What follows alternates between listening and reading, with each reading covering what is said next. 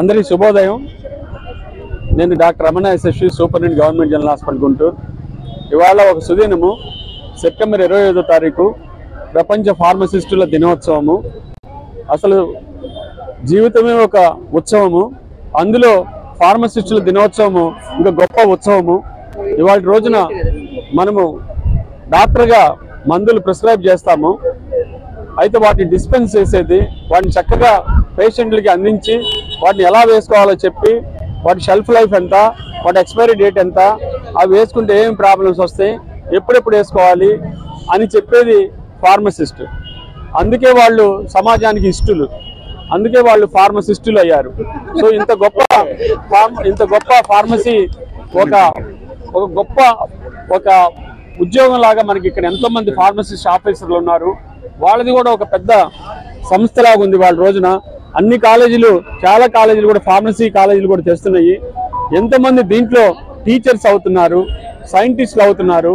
ఎందుకంటే ప్రతి మాలిక్యూల్ కూడా పేషెంట్ ఆరోగ్యానికి ఒక భాగ్యం లాంటిది।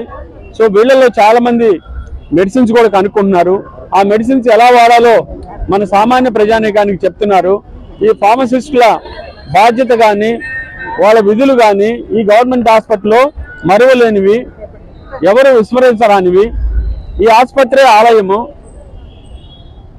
ఇందులో డాక్టర్లు ఇచ్చేది వైద్యం, ఫార్మసిస్ట్ ఇచ్చే మందులు నైవేద్యం।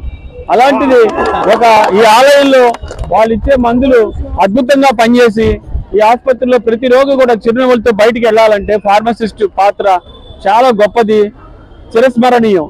అలాంటి ఫార్మసిస్టులు అందరూ ఈ చుట్టుపక్కల ఉన్నారు।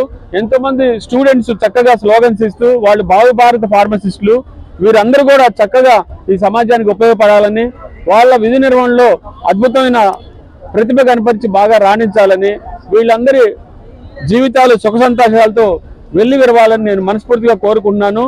వారు మా గుంటూరు జీహెచ్లో నిర్వర్తిస్తున్న బాధ్యతలు మేము నిజంగా ఎప్పుడు గుర్తుంచుకుంటాము।